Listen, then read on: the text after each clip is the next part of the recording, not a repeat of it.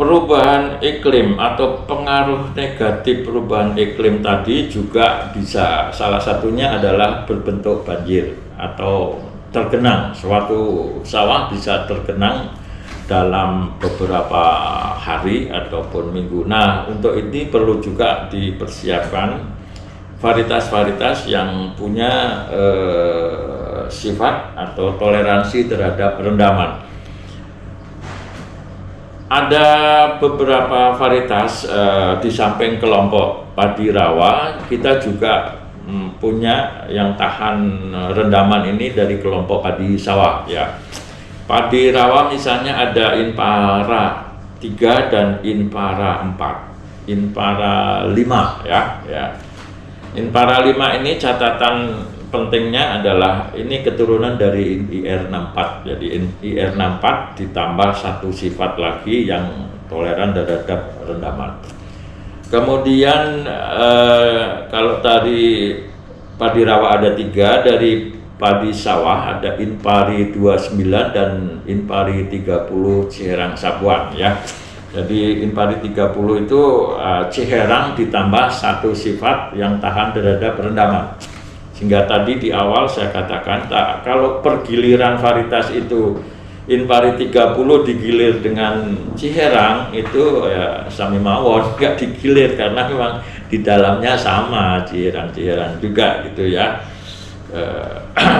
Dan varietas-varietas tadi memang dipersiapkan untuk yang daerah-daerah yang sering terdampak rendaman atau tergenang dalam waktu beberapa lama.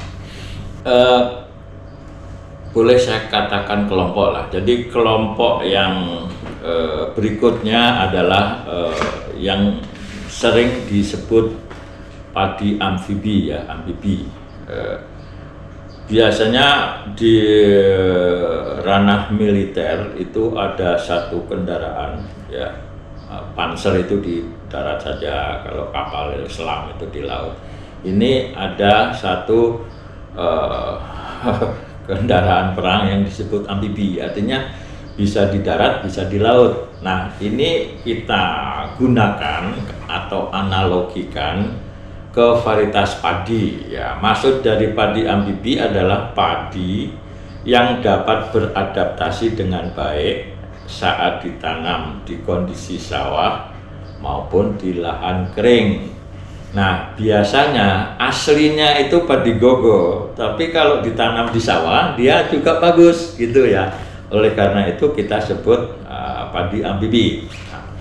Ada beberapa varietas padi gogo, baik yang sudah lama maupun yang baru-baru ini, yang bisa kita kelompokkan ke dalam padi amfibi ini ya. Itu misalnya ada Limboto itu padi gogo, produksi tinggi, cuman udah lama ini. Ada berikutnya ada Batu Tegi, ada Tauwuti, ada Situ Patenggang. Nah, yang paling ngetren itu adalah Situ Bagendit. Ini banyak ditanam sebagai padi sawah. Situ Bagendit itu aslinya padi gogo ya, cuman di sawah dia masih bisa menghasilkan tinggi juga. Ada Inpago 4, Inpago 5, Inpago 6, Inpago 7, 8 dan 9. Itu adalah beberapa varietas padi gogo yang juga bisa berpenampilan bagus di kondisi sawah, sehingga kita sebut padi amfibi. Nah, berikutnya biasanya kalau perubahan iklim itu salah satu bentuknya kan tadi intrusi air laut ya, artinya beberapa daerah-daerah pantai karena naiknya permukaan air laut maka akan daerah yang terdampak garam itu semakin luas. Oleh karena itu perakitan padi itu juga diarahkan untuk varietas-varietas yang toleran terhadap salinitas. Nah, ini biasanya terjadi di beberapa daerah pantai,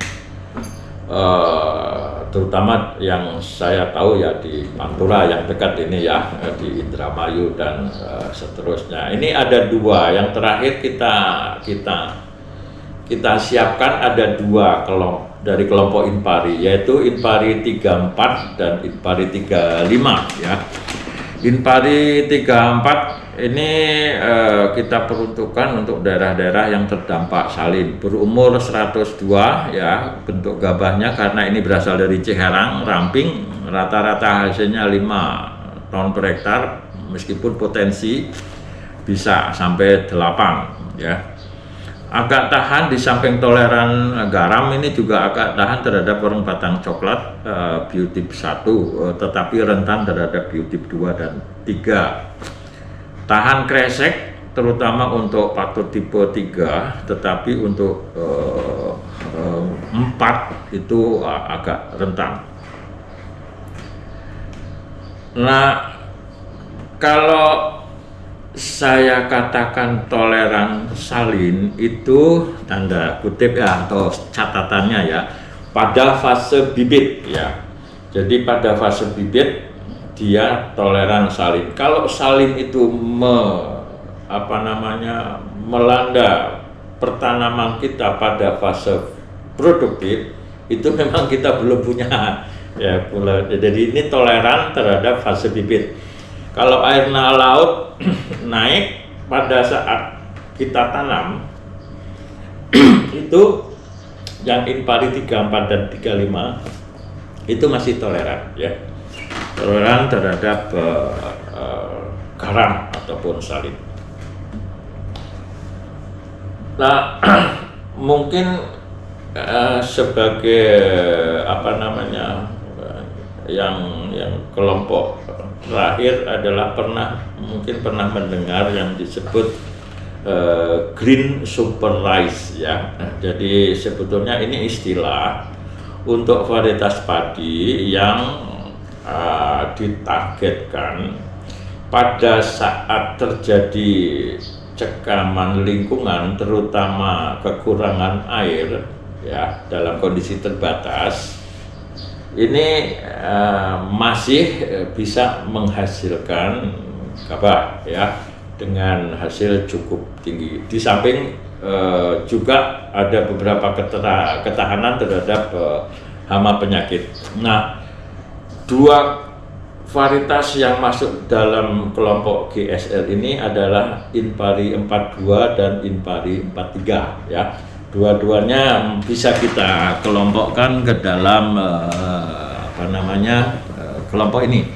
42 dan 43 sudah mulai banyak ditanam, bisa juga masuk ke lahan sawah tanda hujan, sehingga tidak hanya terbatas di lahan sawah irigasi saja, tapi juga bisa masuk di lahan sawah tanda hujan. Inpari 42 dan Inpari 43. Nah, tentu keberlanjutan produksi beras nasional ini akan sangat dipengaruhi oleh perubahan iklim global ya, karena apalagi Indonesia itu relatif lebih terpengaruh, boleh jadi karena letaknya di ekuator, di khatulistiwa, sehingga pengaruh perubahan iklim global ini lebih terasa.